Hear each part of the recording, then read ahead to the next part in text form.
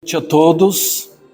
Vamos ficar em pé e abrir nossas Bíblias em Isaías 53, o versículo 11. Só a primeira parte. Mas vou ler o versículo todo. Ele verá o fruto do penoso trabalho de sua alma e ficará satisfeito. O meu servo, o justo, com seu conhecimento, justificará muitos, porque as iniquidades deles levará sobre si. Dá-nos tua graça, Senhor. A beleza da tua palavra é infindável. Não tem como explicar. Nós estamos lidando com o Deus vivo, o Todo-Poderoso, o autor desse livro, e é em teu nome que pregaremos, é em teu nome que ouviremos, e é em teu nome que remeteremos a mensagem, e é em teu nome que confiamos no poder absoluto da tua palavra em atrair pecadores ao arrependimento. E nós te agradecemos por isto, em nome de Cristo. Amém. Podeis assentar, irmãos. Eu quero pregar nesta manhã, digo nesta noite. Eu preguei de manhã e agora estou falando de pregar de manhã de novo. Que negócio é esse? Um Deus alegre ou satisfeito? Eu poderia até mudar. Um Deus alegre e satisfeito. Olha o texto, irmãos. Eu quero que vocês curvem perante o texto, versículo 11. Ele verá o fruto do penoso trabalho de sua alma e ficará satisfeito. Eu acho que combina bem com a época da Páscoa, né? É impressionante. A Bíblia trata mais desse pormenor da cruz do que da ressurreição. Aí você fala, mas pastor, tem diferença? Não. Sabe por quê? Porque sem a cruz não há ressurreição. Então, falemos da cruz, que é o bom entendimento, a luz que brilha do Calvário, vai brilhar no sepulcro vazio. Vamos lá. As duas coisas, um Deus alegre e satisfeito, essas duas coisas combinam com a natureza de Deus. Vamos focar bem em doutrina, irmãos. Porque uma igreja sem doutrina, ela não tem base, ela não se estrutura, ela não tem um alicerce forte para se estabelecer como igreja. Então eu faço questão que os irmãos, é difícil às vezes, né? Às vezes você não está entendendo o texto. Mas sabe o que devemos fazer? Devemos colocar o coração do texto. Às vezes a gente está pregando e as pessoas ficam mais olhando o pastor falando do que focado se é verdade aqui. Nós não somos tão bereanos, irmãos. Lembra que os irmãos de Bereia examinavam o texto. Nós precisamos ser mais bereanos neste caso. Irmãos, as duas coisas, alegria e satisfação, se encontram com a natureza de Deus. Por quê? Onde há plena alegria, é porque há plena satisfação. É diferente satisfação e alegria? É. Porque a satisfação é o resultado de alguma coisa feita. Quando Deus criou, ele ficou satisfeito. Todas as vezes que terminava a criação do céu, do mar, das plantas, dos animais, Deus ficava satisfeito. Viu Deus que era bom. Isso é satisfação. Não é verdade? A infinita distância entre nossa alegria e satisfação comparadas com a alegria e a satisfação que existem em Deus. A alegria e satisfação de Deus estão envolvidos em quê? Porque ele fez alguma coisa que deu certo? Não. Porque está envolvido em Deus mesmo. Deus é alegre e satisfeito nele mesmo. Se não tivesse nenhum projeto da eleição, nem da criação, Deus é Deus. Há uma plena alegria na triunidade. A triunidade bendita se satisfaz nessas três pessoas. Elas são entre si alegres e satisfeitas, ricas nelas mesmas. Então, queridos, Deus jamais ficará alegre, Deus jamais ficará mais alegre do que ele já é em sua glória. Tá?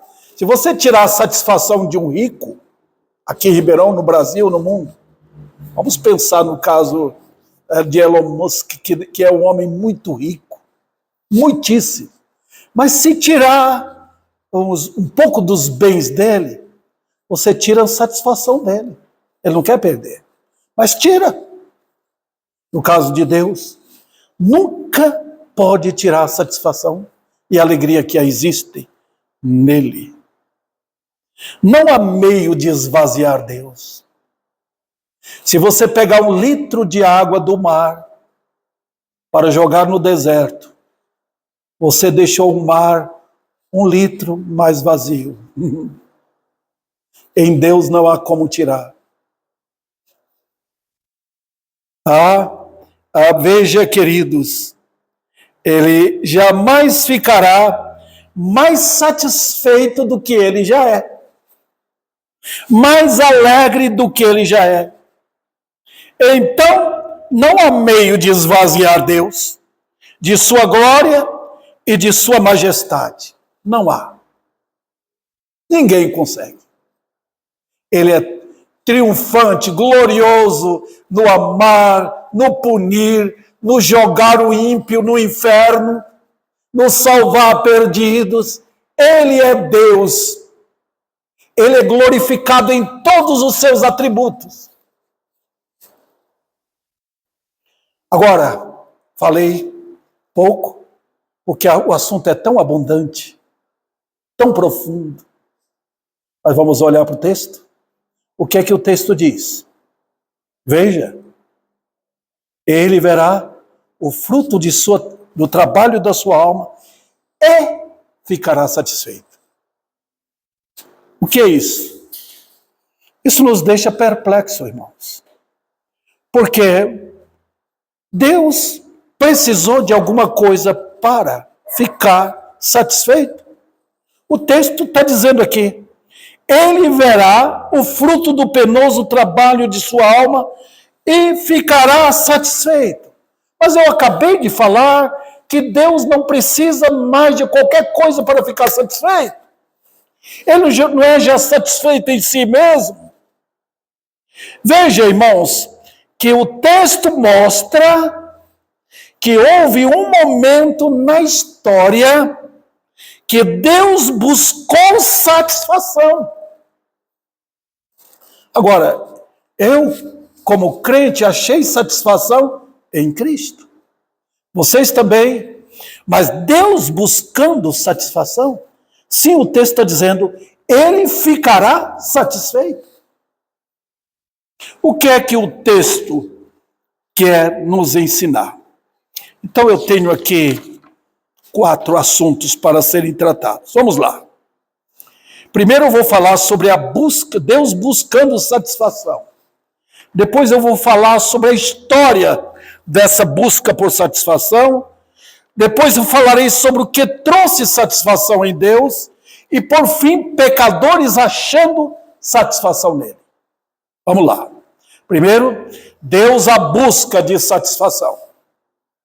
Ele verá o fruto do penoso trabalho da sua alma. E eu peço aos irmãos, pense no texto. Pense no que eu vou apresentar. Porque às vezes, irmãos, o que eu vejo na maior parte dos crentes no Brasil, eles não são voltados para a Bíblia. São poucos os irmãos que se voltam para as Escrituras. Já preguei igreja que a pessoa simplesmente fecha a Bíblia e fica olhando. Nós não aprenderemos. Nós temos que pôr o coração em Deus. O que o Senhor quer falar por meio do pregador? O que o Senhor quer me ensinar? Então eu trago aqui, irmãos, nesse primeiro ponto, 1, 2, 3, 4, 5, 6, eu diria 6 argumentos da minha parte para vocês. Primeiro, Deus busca satisfação? Sim. Veja, quando envolveu um plano eterno, preste atenção, e uma conquista, Deus buscou satisfação. Os irmãos entenderam aqui? Houve um plano eterno? Claro. Um plano que não terá outro mais. Queridos irmãos, oxalá que milhares pudessem ouvir isso. Nós lidamos com a Bíblia, nós não lidamos com o livro de homens, não. Nós não estamos lidando com um mero Deus. Nós não estamos lidando com meras histórias. Nós estamos lidando com eternidade. E o nosso Deus é eterno. Então transcende a nossa imaginação. Ele planejou tudo na eternidade. Sem isso não tem como entender. O Deus da Bíblia é o Deus da Bíblia mesmo? Esse Deus da Bíblia eterno? Então nós temos que encarar a eternidade. Ele nos escolheu nele antes da fundação do mundo. Pronto. Tem algo mais? Não, nós abrimos em Efésios. Abrimos ali e tem um histórico resumido, digo, em poucos versículos. O que foi que a triunidade gloriosa fez? Não falou nada de mim, não falou nada de outros crentes, falou que Deus planejou na eternidade. E aí então, irmãos, quando vocês abrem a Bíblia, vocês podem perceber que há sim uma história a ser contada para alcançar um projeto. Quando os missionários vão para os trabalhos deles, saem dos Estados Unidos ou de qualquer outro país, eles têm um projeto. E eles lutam para alcançar aquele projeto. O nosso Deus tem um projeto eterno. E ele fica satisfeito. Deus busca satisfação nesse projeto. Então os irmãos perceberam que quando olhamos a eternidade, quando olhamos a eternidade passada, que não tem eternidade passada, a eternidade é eternidade. Só que nós estamos olhando do nosso ponto de vista. Aí buscamos o que Deus planejou. Ele planejou algo, ele está fazendo agora. Então ele está buscando satisfação. Segundo lugar, quando envolveu sua própria glória, veja bem, Deus buscou satisfação. Está vendo, irmãos? Deus não faz algo só por fazer. Ele buscou sua glória. Onde está isso? Os irmãos lembram. Vocês que meditam na Bíblia, olha Efésios, não precisa abrir lá agora. Mas lembra? Para o louvor da sua glória. Repete-se, para o louvor da sua glória. E depois, em terceiro lugar, para o louvor da glória da sua graça. Maravilha, irmãos. Então, qual a finalidade dos projetos de Deus em que ele fica satisfeito? Para o louvor da sua glória. Para o louvor da sua glória. E para o louvor da glória da sua graça. Ele se sente satisfeito? Claro.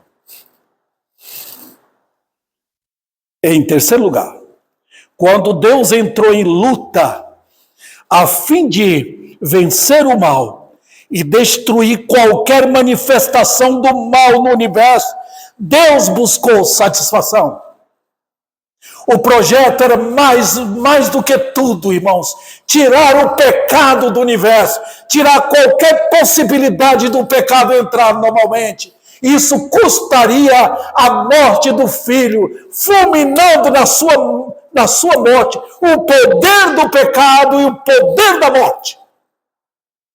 Deus buscou satisfação? Buscou.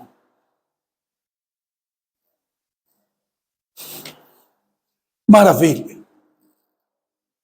Porque você não pode abrir Apocalipse sem ver que Jesus ordena: os céus e a terra pertencem a mim.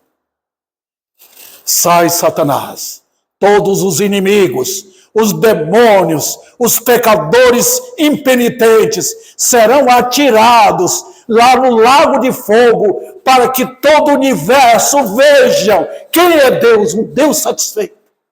Satisfeito no seu amor, satisfeito na sua ira. Vamos adiante. Suas poderosas obras. Não, aqui.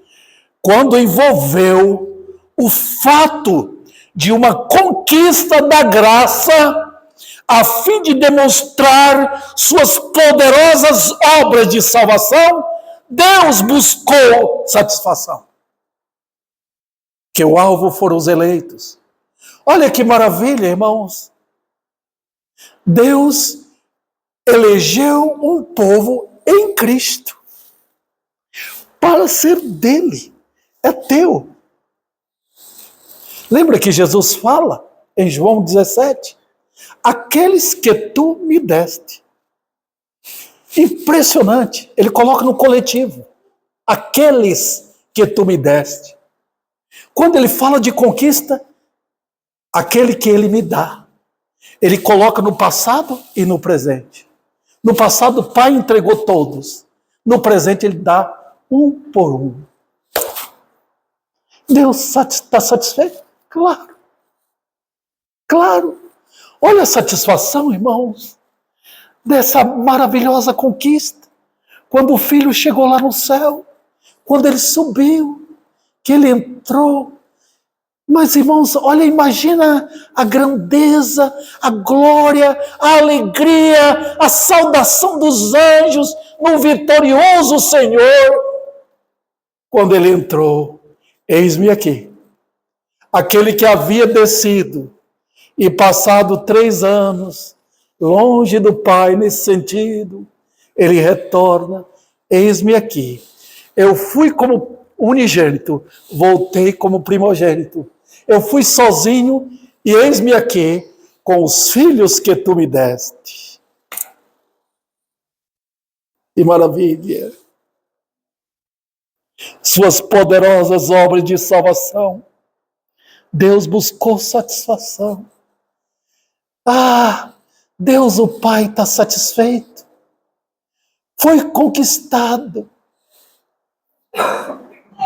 Em 1, 2, 3, 4, 5. Em quinto lugar, quando envolveu a conquista de um povo para si, tem mais. E que para isso a divindade teve que entrar em atuação.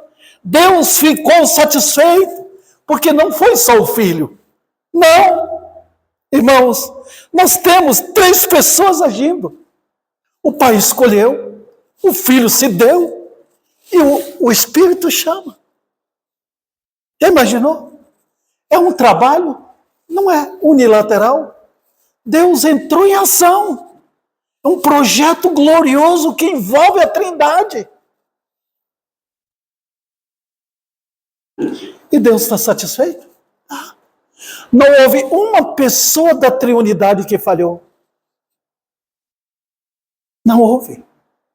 Não há falha em Deus. O diabo pensa que há, mas não há.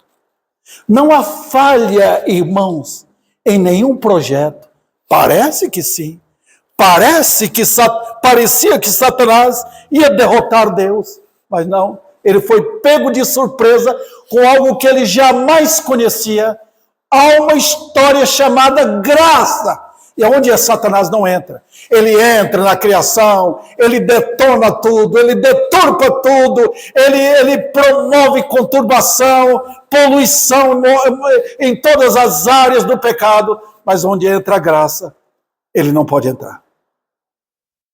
Veja, queridos, quando envolveu a conquista do seu amor eterno, e que esse amor demonstraria todo o seu poder e alcance, Deus buscou satisfação.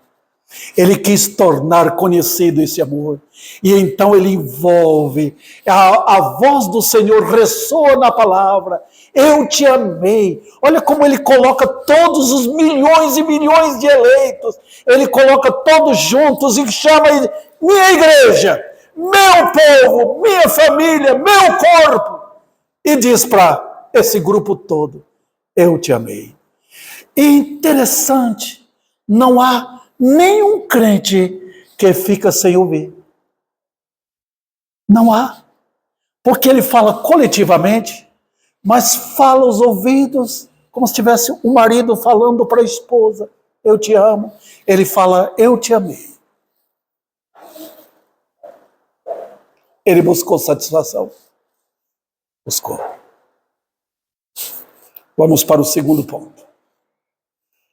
A história dessa busca por satisfação. Estou envolvendo os irmãos ainda em doutrina. Depois vamos passar para a prática. Vamos lá? Primeiro, é uma história eterna. Então não adianta. Ninguém mais vai entender. A não ser quem tem ouvidos para ouvir. Ninguém vai entender isto. Nem faculdade, nem ninguém. Ímpios pode até entrar, pode até brilhar um pouco de luz perante os olhos deles, mas eles não vão entender a verdade no íntimo. Tem muitos que chegam, pegam conhecimento, envolve até, parece que são crentes, mas a verdade não chega no coração. É ali que a luz tem que entrar. É ali que a história entra. Eu te amei com amor eterno. Veja, irmãos, é uma história eterna. Então, queridos, isso aqui nos livra da miséria de um mundo passageiro. Envolve os crentes com uma historicidade que está lá na eternidade e penetra a eternidade adentro. Foi isso que Jesus quis transparecer, ensinar no livro de João. Vamos lá. Então, sendo assim, como é que podemos entender? Só pode vir por revelação. Por favor, eu não estou falando de revelação conforme o sentido que é falado aí fora. Não. Não temos revelação extra-bíblica. Não existe isso. Nós temos a palavra e ela é suficiente.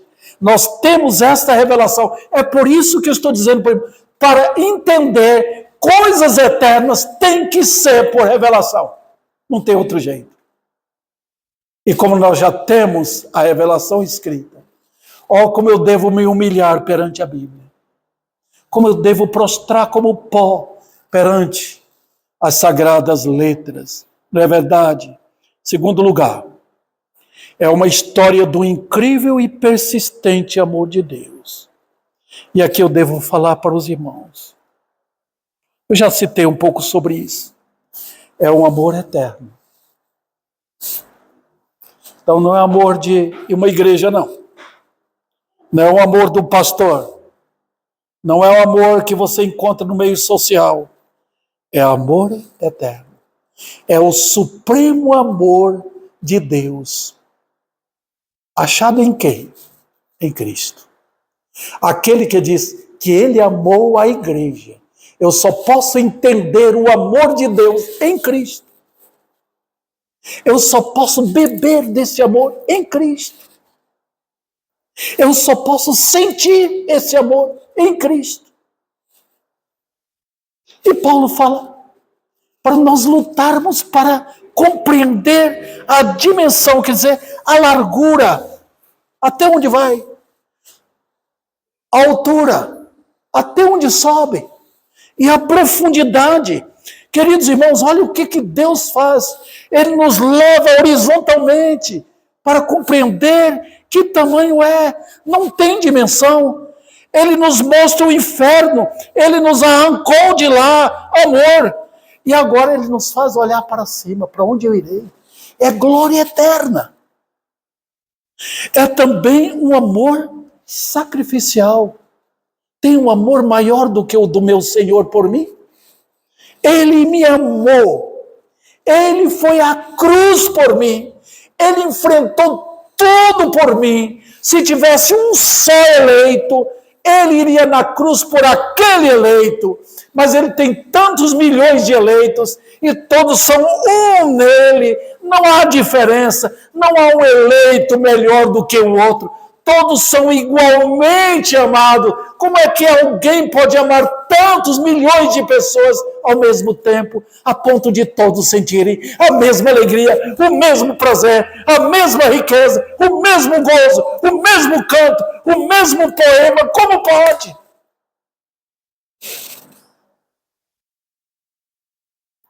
É também um amor demonstrado. Ele demonstra isso todos os dias por nós. Em terceiro lugar, a história entra no tempo. Aqui Isaías, irmãos, onde vocês estão com suas Bíblias abertas. É a história. Veja como a Bíblia é maravilhosa, irmãos. Quando você abre um jornal, alguém que gosta do seu time, né? Ele vê lá no jornal, meu time ganhou. Ou você fica empolgado. No outro dia aquela história já não está mais prestando. Tem que ter outra vitória do time. A Bíblia não. A Bíblia é uma história que é maravilhosa.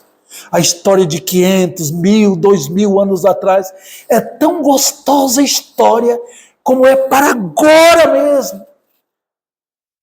Eu estou passando para os irmãos o versículo 11 aqui. Irmãos de 200, 500 anos atrás ouviram isso. E eles entenderam, porque a Bíblia não tem fim. É uma história, um mel que não perde o sabor. Então, queridos irmãos, o que nós temos da palavra? Veja, na divindade em plena ação, uma pessoa narra, outra pessoa opera isto e outra se entrega. Os irmãos perceberam? Nós vemos na Bíblia essas três pessoas.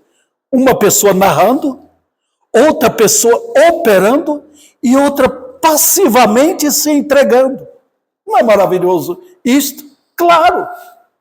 Essa é a história da Bíblia. Enfim, para terminar esta parte aqui, esse segundo ponto, nessa aventura do amor, é nessa aventura do amor, que tudo que fora planejado trará satisfação em Deus. Ele ficará satisfeito. Que golpe contra o diabo. O Senhor acertou a pancada em cheio na testa do inimigo. Deus ficará satisfeito. Não há derrota no Evangelho. Não há derrota nessa história. Não há outro plano. Deus não tem um plano B. O plano dele foi aquele único e aquilo assim. Ele ficará satisfeito. Agora, o que trouxe satisfação em Deus? Vamos lá.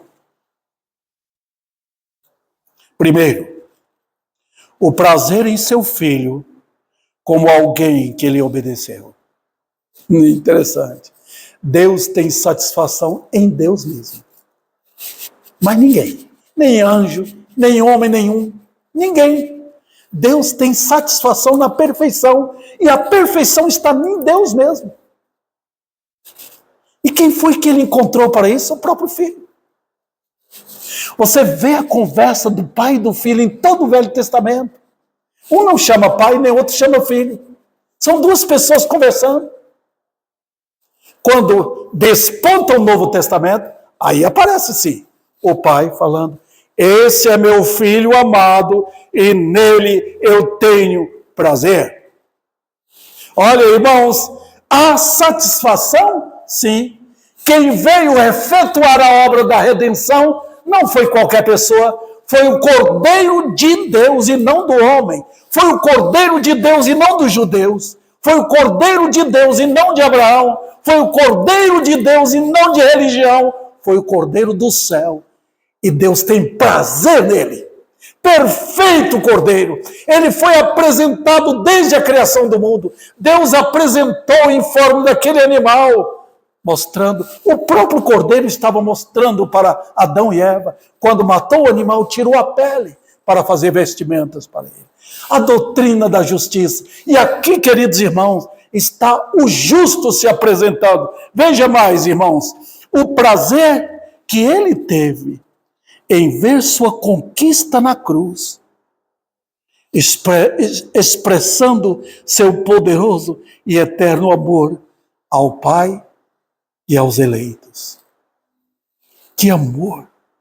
O prazer na sua conquista na cruz. Já imaginou? Deus queria sacrificar seu filho? Queria mesmo.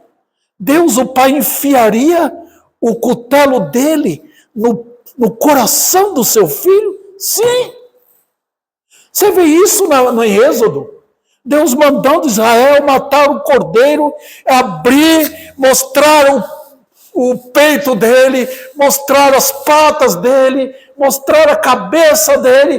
Tudo é uma demonstração de que o pai ficaria feliz em imolar o seu filho. Olha o versículo 10. Todavia, ao Senhor agradou fazer dele o quê? Moê-lo.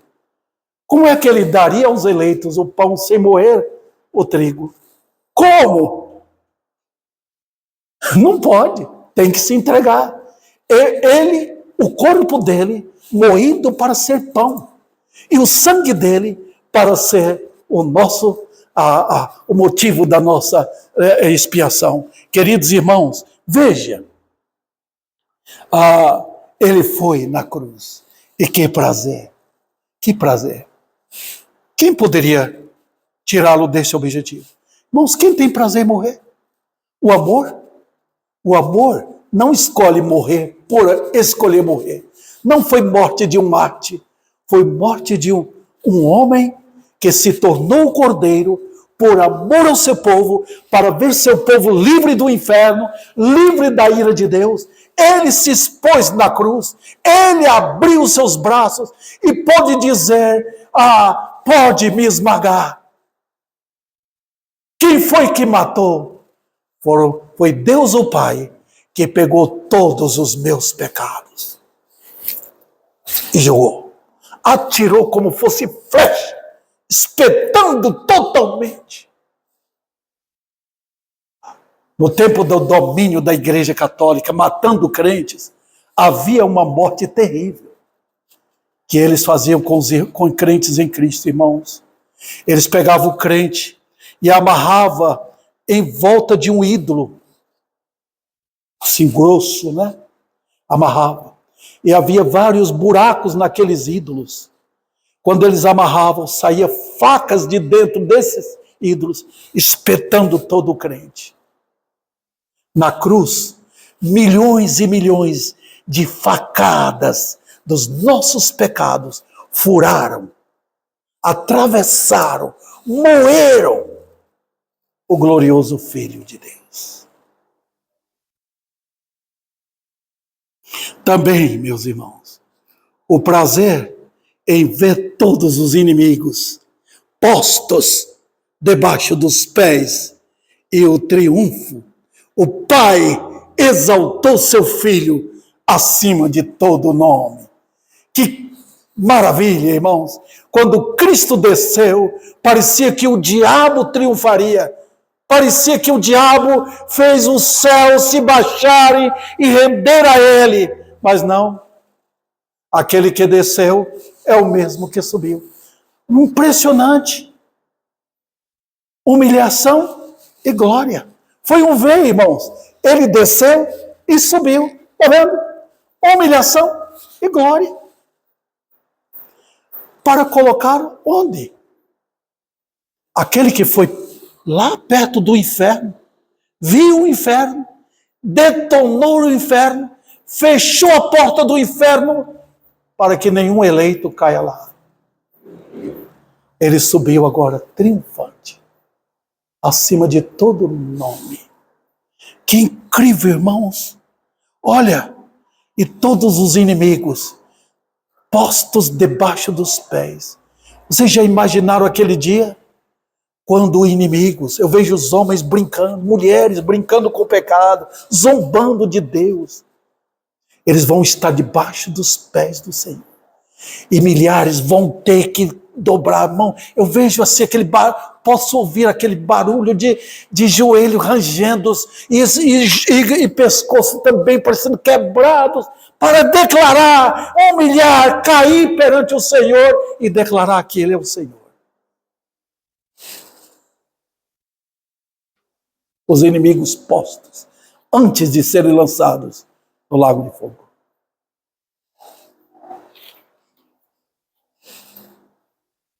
E, queridos irmãos, o prazer também de Deus em ver os eleitos sendo atraídos pelo efeito da obra da cruz. Oh, como eu tenho prazer de pregar a cruz. Cada salvo é a viva demonstração de uma conquista que enche o coração de Deus. O prazer de Deus é ter os seus filhos no Filho dele. De tal maneira que quando alguém tentar entrar no céu, oh, eu estou aqui, eu nunca te conheci, pode bani-lo. Só os que estão em Cristo, os justificados pela fé. Eu termino este penúltimo ponto aqui. Tudo está pronto para a grande demonstração no universo dessa tremenda conquista da graça. Por quê? Tudo, que apresentação, que festa, tudo trouxe satisfação em Deus. E agora eu vou para a parte final. Os pecadores achando satisfação em Deus. Primeiro, os verdadeiros crentes acharam satisfação nele. Cristo satisfaz? Claro. Como eu me delicio com alguns hinos que esses hinos transferem essa mensagem para nós. Cristo satisfaz minha alma, pois em meu lugar sofreu. Tem algum pecador que não está satisfeito? O mundo é seu prazer ainda? O mundo é sua alegria? Você quer Cristo aqui na mão e na outra mão o mundo? Como pode? Você pode colocar os pés na rocha, um pé na rocha e outro na areia movediça? Não tem jeito. Você vai afundar. Se não achou satisfação em Cristo, você ama o dinheiro. Você ama qualquer prazer neste mundo. Se não achou satisfação. Muitos crentes encontram lutas ainda, mas eles batalham com vigor para ter Cristo. Cristo, possessão dele. Eu quero Jesus. Eu quero Ele. É os santos de Deus. Eles querem ver o Senhor, ver face a face. E aqui eles querem andar com Ele. Nada mais satisfaz o salvo.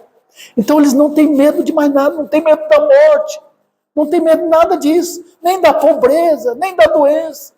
Eles amam a Cristo, porque encontraram satisfação nele. Há um hino no nosso cantor que diz: ó Jesus, achei descanso em teu terno coração. És manancial de gozo e de consolação. Aquele hino que nós transbordamos em cantá-lo. Sou feliz com Jesus, meu Senhor. Os santos acharam o quê? O que acham em Cristo? Acharam justiça. E quando acha justiça, acha paz. Todo justo tem paz. Toda pessoa que é justificada, ela encontra alívio em Cristo. Não tem mais inimizade. Acabou. Eu fui reconciliado com Deus. Meu coração está tranquilo. Eu sei que na hora da minha partida, irei encontrar com Ele. Os verdadeiros crentes não estão dizendo, estou me preparando para ir para o céu. Não, eles já estão preparados. Foi a justiça de Deus. Eu já vi vários crentes falando, estou me preparando. Quando chegar a hora, estou preparado. Não. Ou a cruz lhe preparou, ou você não está. A cruz justifica. A cruz deixa o crente em paz com Deus. E é isso que traz satisfação à alma. Outro detalhe, irmãos. Os santos acharam redenção. Fui comprado. E que o sangue me comprou. E pronto. Foi pago o preço. Eu não tenho que pagar, nem tenho como pagar. Não tenho. Foi a redenção na cruz. Aquilo que a Bíblia fala em 1 Coríntios. Foste comprado por preço. Foste tirado do diabo. O Senhor disse, ele é meu, ela é minha. Eu comprei. Acharam nele também herança. Tem pobreza aqui? Tem. Vou deixar tudo, casa, filhos, qualquer coisa que eu amava tanto, qualquer coisa que eu, amigos, parentes, qualquer coisa, porque eu tenho uma herança guardada lá no céu, co-herdeiro com Cristo. Isso satisfaz? Sim. E glória eterna. Querida igreja, queridos irmãos, nós não estamos deixando glórias aqui. Não tem glória aqui.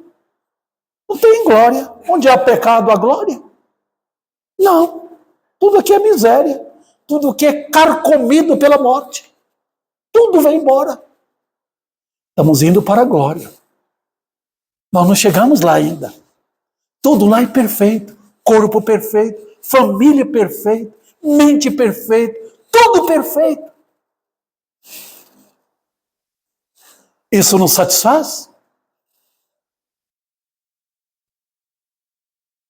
As palavras dos santos também, como de Paulo e outros, podem expressar a plena satisfação em Cristo. Olha o que Paulo fala em Filipenses. E fala, para que serve aqui? Eu quero viver por Cristo. Para mim o viver é Cristo, ele diz. E o morrer é lucro. Quem é um homem no pecado que pode falar isso, irmãos? Quem? Para mim o viver é Cristo. E o morrer é lucro. Que fantástico. E ele disse, eu quero conhecer Cristo. Olha o prazer de Paulo. Ele viveu a vida trabalhando, nunca casou, lutando, sofrendo. A Bíblia fala em 2 Coríntios o que ele passou, o sofrimento que Paulo passou. Mas havia um consolo e um conforto em Cristo que ele distribuía para as igrejas.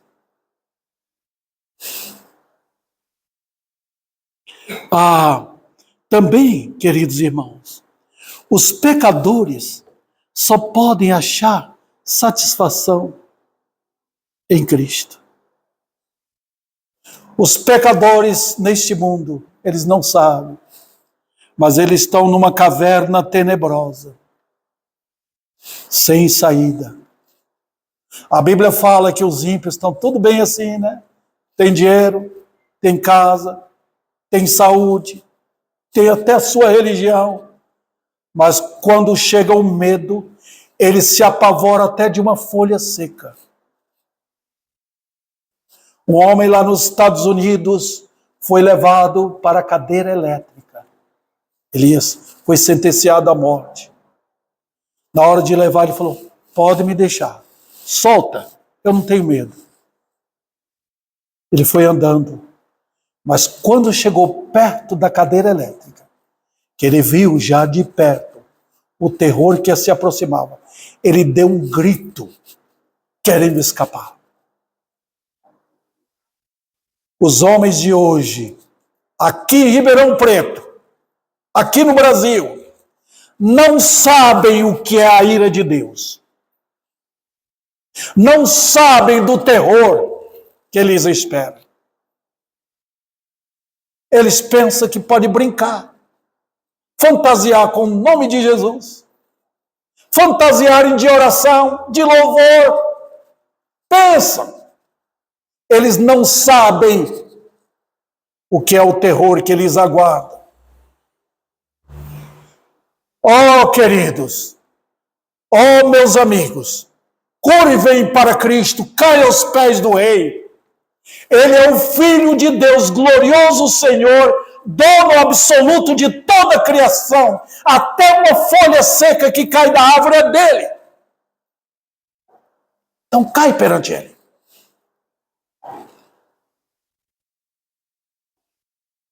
Milhares buscam satisfação e não percebem que estão na miséria. E miséria que vai transformar-se em miséria eterna. Tem outra chance? Tem. Arrependei-vos e convertei-vos. Não tem batismo, não tem igreja, não tem oração, não tem pastor, não tem Maria, não tem padre, não tem papa. Ou arrependam dos seus pecados, ou irão para o inferno.